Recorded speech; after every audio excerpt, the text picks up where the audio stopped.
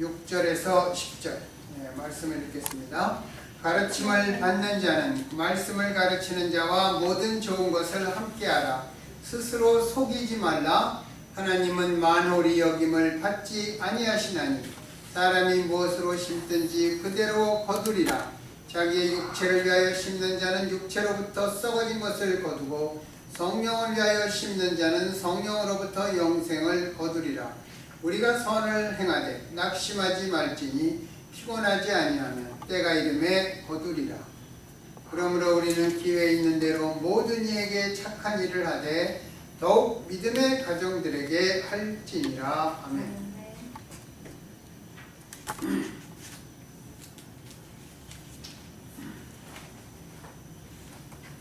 갈라디아서는 사도 바울의 서신 중에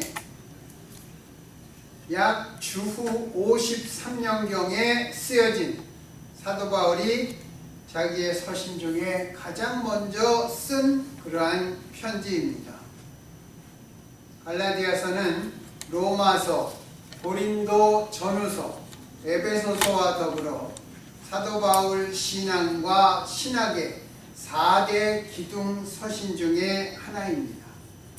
사도 바울은 갈라디아서에서 주옥과 같은 하나님의 진리를 전하고 있습니다. 몇 가지만 살펴보면 이런 것입니다. 예수 그리스도의 은혜의 복음 외에 다른 복음은 없다. 그리고 사도 바울, 내가 사도가 된 이유는 어머니의 태로부터 택정하시고 하나님께서 은혜로 부르셨기 때문이다. 베드로는 할례자의 사도요, 나는 이방인의 사도다. 그리고 우리는 오직 예수 그리스도를 믿는 믿음으로 의롭게 되는 것이지 율법을 지킴으로 의롭게 되는 것이 아니다. 그리고 아주 중요한 말이 있습니다. 너희가 성령을 어떻게 받았느냐? 율법의 행위로서냐? 아니면 듣고 믿음으로냐? 여러분, 우리가 성령을 어떻게 받았습니까? 믿음으로 받는 것입니다. 그리고 우리가 율법을 지킬 것이냐, 하나님의 약속을 따라갈 것이냐, 그리고 이스마엘과 이삭의 두 언약, 하나는 약속의 자녀, 하나는 시내산에서 맺은 율법의 자녀라는 것입니다. 그리고 육체의 일과 성령의 열매, 그것도 구분했습니다. 그리고 할례와 그리스도의 십자가 등을 갈라디아 교회뿐만 아니라 오늘날 우리에게도 예수 그리스도 신앙의 진리를 제대로 알고 믿으라고 말씀하고 있습니다. 갈라디아서의 주제는 그리스도인의 자유입니다. 크게 보면 그렇게 볼 수 있습니다. 무슨 말인고 하니 예수 그리스도를 믿음으로 구원을 얻은 사람들은 이미 이 세상의 어떤 것에서도 매이지 않는 자유인이라는 것입니다. 그 어떤 것도 우리가 스스로 얽매일 수 없고 그 어떤 것도 우리를 구속할 수 없습니다. 심지어 우리들의 죄도 주 예수님께서 이미 십자가에서 그 싹을 지불하셨기 때문에 우리를 구속할 수 없습니다. 우리를 구속하신 것은 오직 예수님 뿐입니다. 그리고 우리는 성령의 인도하심을 따라 살아갈 뿐입니다. 그런데 문제는 성령의 인도하심을 받는다는 것이 그때그때 예스냐 노냐 하는 식으로 분명하거나 클리어하지 않은 때가 더 많은 것 같습니다. 우리가 시험을 볼 때 문제가 주어졌는데 어떤 것이 정답인지 알쏭달쏭한 느낌, 그렇게 시험 때 여러분 그런 적 있죠? 요게 1, 2, 3, 4 중에 3번이 닭같기도 하고 4번이 닭같기도 하고 어떤 때는 답이 없는 것 같기도 하고 그렇게 알쏭달쏭한 그러한 느낌과 같을 때가 많습니다. 이러한 때 성경의 말씀이 뚜렷하게 기준이 되면 우리가 판단하기가 쉽지만 이것저것 얽혀 있으면 쉽지 않습니다. 그럼에도 분명한 것은 성령의 인도하심을 따라 산다고 하는 것은 내 힘과 내 능력, 내 방식대로 살지 않는다는 말입니다. 이 세상을 내 힘으로 개척하며 살아가는 것이 말처럼 쉽지 않습니다. 살아가면서 참으로 뼈저리게 느끼는 것은 혼자 힘으로 길을 연다는 것, 그것도 처음으로 길을 연다는 것이 얼마나 힘드는 일인지 깨닫게 되는 것입니다. 그래서 예전에 여러분 그 여수애양원의 손양원 목사님 아시죠? 손양원 목사님이 이제 애양원에서 그렇게 그 한센병 환자들을 돌보니까 김구 선생이 한번 만나자 그래서 두 분이 만났습니다. 김구 선생이 만나고 손양원 목사님한테 이렇게 적어주었다고 합니다. 눈이 내린 길을 처음 걸어가는 길은 사람은 조심할지어다. 그 다음에 따라가는 사람은 발자국을 보고 따라가잖아요. 한국의 초대교회 목사님들, 그런 사람들이 참 훌륭한 분이 많습니다. 그런데 요즘은 그런 훌륭한 목사님들을 찾는 것이 아니라 대형교회 목사님들에게 시선이 집중되는 것입니다.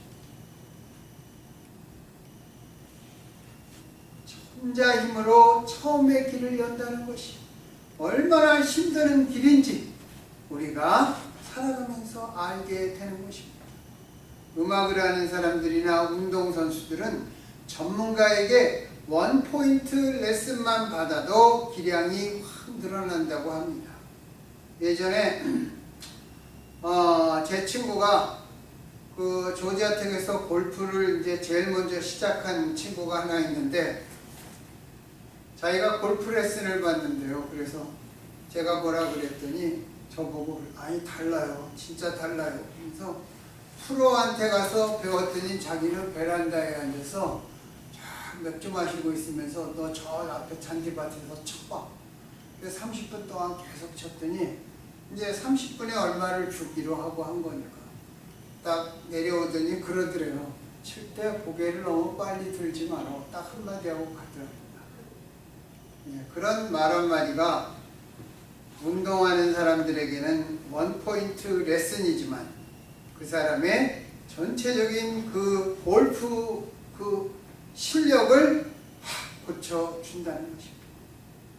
우리의 인생 역시 누군가 앞서 나간 사람의 도움과 충고를 받게 된다면 그것이 얼마나 큰 유익이 되는지 우리는 정말 알 수 없을 정도로 큰 유익이 되는 것입니다. 그리고 요즘에 한국의 그 대형교회 중에서 자기 자식에게 목사 자리를 물려준 목사들이 있습니다.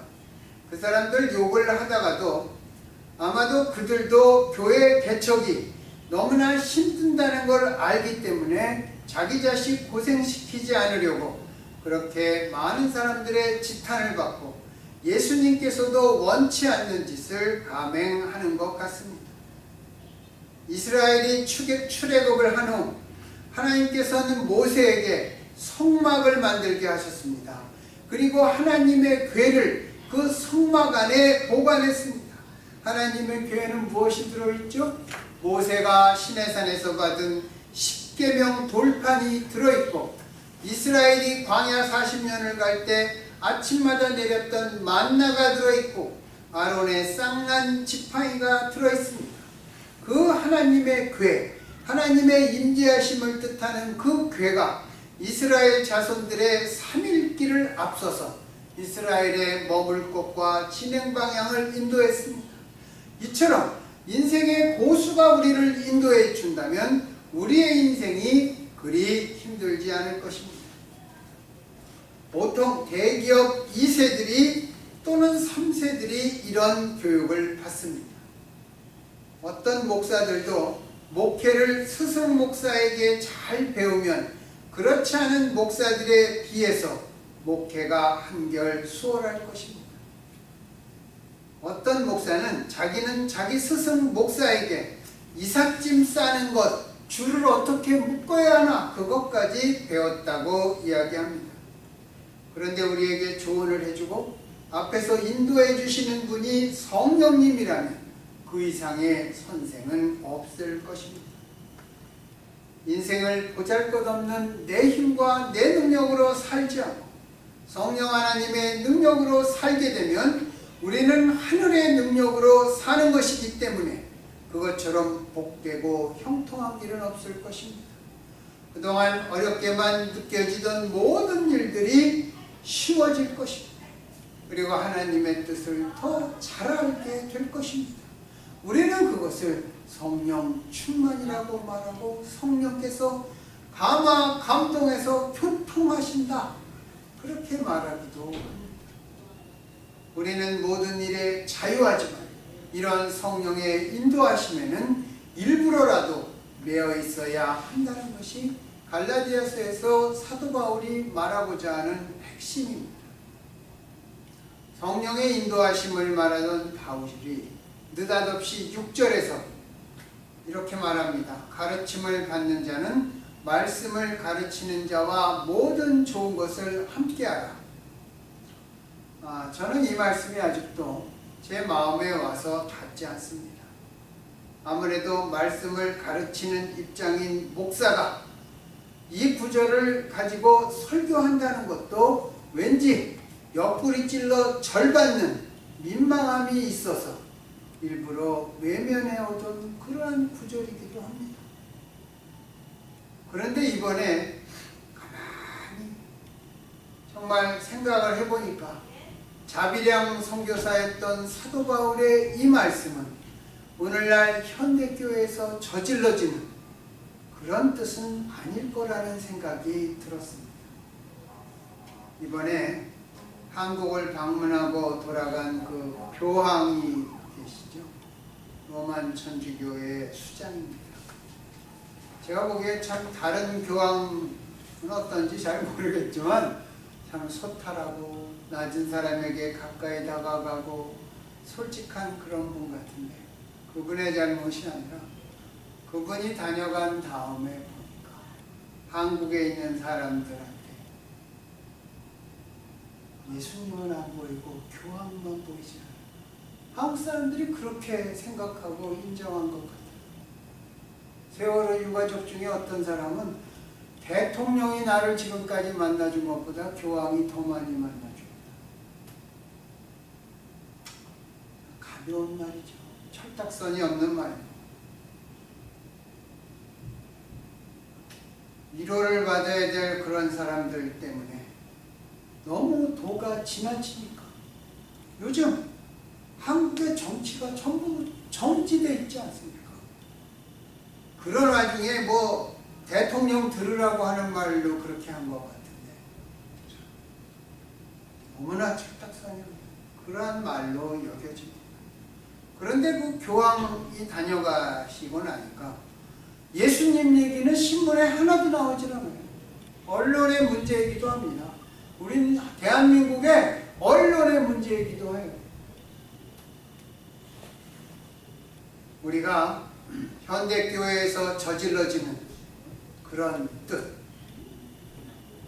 목사는 주의 종이라고 대접받고 가장 좋은 것으로 사람들이 갖다 주고 사도 바울이 말한 것은 그런 뜻은 아닐 거라는 생각이 들었습니다.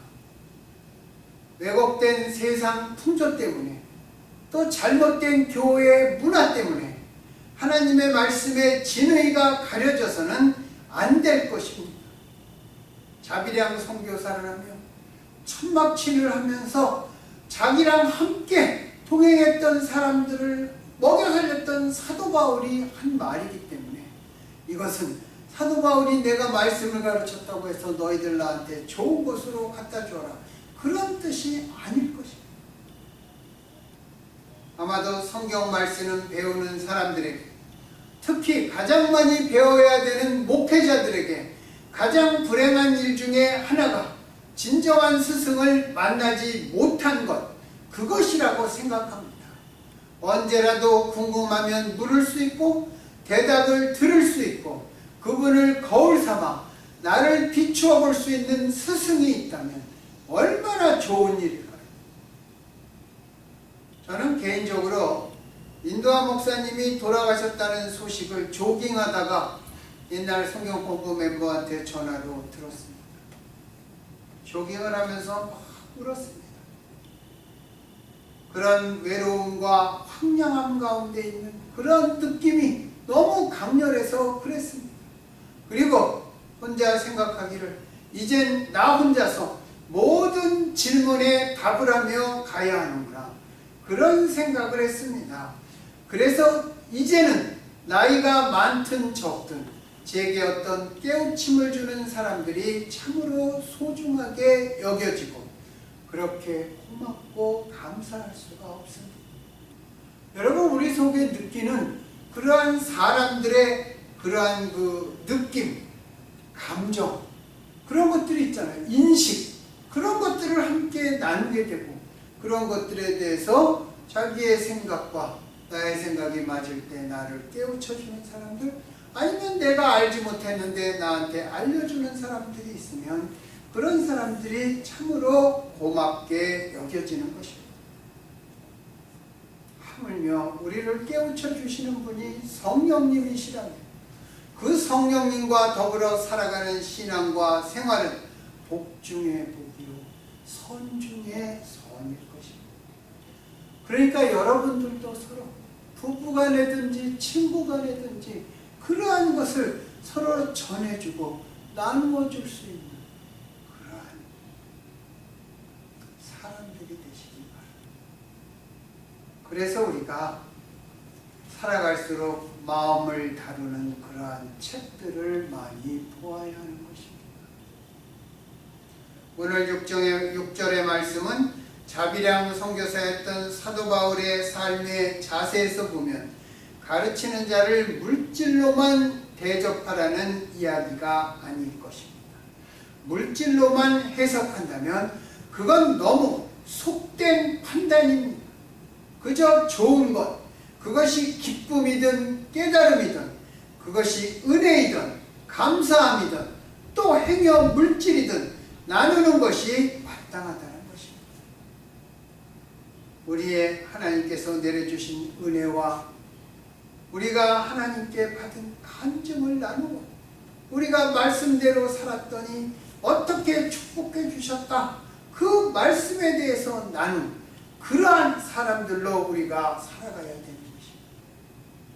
예수님과 제자들의 먹을 것을 지원했던 그 여자들도 있었고 사도 바울을 물질적으로 지원했던 빌립보 교회도 있었습니다. 그러나 그들의 지원과 대접이 물질만을 바탕으로 이루어졌습니까? 그렇지 않습니다. 만일 우리가 목마르다면 누구에게 물을 청하듯이 인생에 갈급함이 있다면 누구에게든 가르침을 청하고 그 깨달음을 나누는 것이 지혜를 얻는 것입니다. 그 누구든 하나님의 말씀을 전하는 사람은 세속적인 방식에 빠지기 쉬운 우리들에게 하나님의 방식으로 가르치는 사람들입니다. 그 하나님의 말씀으로 우리의 신앙과 행함도 날마다 새로워지고 거룩해지는 것입니다. 이어서 7절에서 바울은 스스로 속이지 말라고 충고합니다. 스스로 속이는 경우가 대개 무엇입니까? 문맥을 보면 이 말은 자기가 뭐라도 된 줄로 착각하지 말라는 뜻입니다. 자기가 뭐라도 된 줄로 여기지 말라는 그러한 말씀을 마주하니 교회에서는 제가 아마 제일 부끄러울 것입니다. 우리는 조금만 뭐가 되어도 내가 잘난 양 으스대는 마음이 있지 않습니까? 일한 만큼 대접받아야 되고 우리가 봉사한 만큼 인정받아야 되고 능력만큼 올라가야 되는 것이 우리 사람들의 속성입니다. 그런 것을 보고 만족하는 것이 또 뒤따라오는 뒤속성입니다. 그런데 그런 것들을 하지 말라는 말씀입니다. 자기 도취, 자기 기만만큼 우리를 진리의 길에서 멀어지게 하는 것은 없습니다. 우리가 알다시피 하나님의 사랑은 무엇입니까? 결단입니다. 결단. 동시에 우리의 신앙도 결단입니다. 결단이라는 것은 끊어야 할 것을 끊는 것입니다. 사도 바울은 빌립보서에서 나는 예수 그리스도로 말미암아 내게 유익한 모든 것을 버렸노라. 나아가서는 또 뭐라고 얘기합니까? 배설물로 여기고 해로 여긴다고 선포하였습니다. 하나님께서 가장 미워하시는 것은 비슷하지만 결과적으로 본질적인 것이 아닌 곧 사입이라는 것입니다. 그렇다면 우리가 사입이 신자인지 진짜 신자인지 무엇을 보면 알 수 있습니까? 오늘 말씀에 따르면 우리가 어디에 씨를 뿌리며 살아가는지를 보면 알게 됩니다. 즉 우리에게 주신 재능과 시간과 물질과 노력을 어디에 쓰는지를 보면 그가 진짜인지 가짜인지를 알 수 있다는 것입니다. 그런데 진짜인지 가짜인지는 하나님이 판단하시는 것입니다. 우리 눈에는 그것이 전부가 아닐 것입니다. 왜냐하면 우리 눈에 안 보이는 부분, 감추어져 있는 부분이 보이기 때문입니다. 여러분 거지 나사로와 부자의 죽음을 아시죠? 사람들은 어떻게 했습니까? 거지 나사로는 하나님의 저주를 받았을 것이라고 생각했습니다. 부자는 장례식도 아주 멋있게 좋은 관을 써서 치렀을 것입니다. 많은 조문객이 왔을 것입니다. 그러나 주님 나라에서의 결과는 딴편이었습니다. 우리 눈에 안 보이는 부분이 그렇게 많다는 것입니다. 바울은 사람을 크게 두 종류로 나누었습니다. 자기 육체에 심는 사람, 그리고 성령을 기쁘시게 하기 위해 심는 사람입니다. 자기 육체에 심는다는 것은 무엇을 먹을까, 무엇을 마실까, 무엇을 입을까에 마음을 쏟는 사람들일 것입니다. 써놓고 나니까 아주 찔려요. 예? 내가 오늘 뭘 먹지? 이런 생각을 많이 하거든요. 그리고 육신의 정욕, 이브가 타락한 선악과를 보니까 뭐라고 했습니까?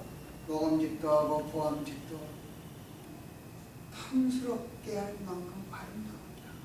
요한일서에서 사도 요한은 요거를 육신의 정욕, 이생의 자랑, 안목의 정욕으로 말을 바꿨습니다. 그 정욕의 기준을 정하고 그 기준에 따라 삶의 행복과 성공을 정하는 사람들, 자기 육체에 심는 것입니다. 그런 사람들을 움직이는 기본 동기는 바로 정욕. 눈은 아무리 많은 것을 보아도 다 채워지지 않아요. 귀는 아무리 많은 것을 들어도 더 들을 수 있습니다. 정욕도 어느 정도 선에서 만족되는 것이 아닙니다. 잠시 만족을 했더라도 또 다른 욕심, 그런 것이 찾아오면 만족감은 없어집니다.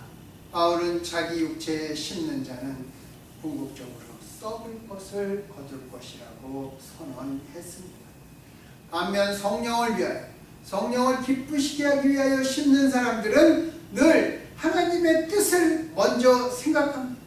이게 하나님의 뜻일까? 그것을 먼저 고민하고 기도하는 사람들. 그럼에도 우리는 애매하고 분별이 안 되는 것이 많지만 그들을 움직이는 기본 동기는 하나님의 뜻이요, 하나님의 목적이요, 하나님의 영광인 것입니다. 그래서 동기와 과정과 결과가 따로따로 구분되는 것이 아니라 하나님 안에서 하나가 되는 것입니다. 동시에 하나님 나라를 추구하고 성령의 임재하심을 날마다 사모하면서 살아갑니다. 그러니까 성령을 위해서 심는다는 말은 항상 하나님을 향해 마음을 열고 하나님의 뜻을 찾고 구하고 두드리며 살아가는 것입니다. 우리가 이 말을 거창하게만 생각하면 우리는 아무것도 할 수 없습니다. 예수님께서 어떻게 하셨습니까? 웅장한 예루살렘 성전을 보시니까 제자들이 주여 저것은 46년 동안 계속 지금까지도 지어지고 있는 것입니다. 그러니까 예수님이 돌 하나도 돌 위에 남지 아니하리라 말씀하셨습니다.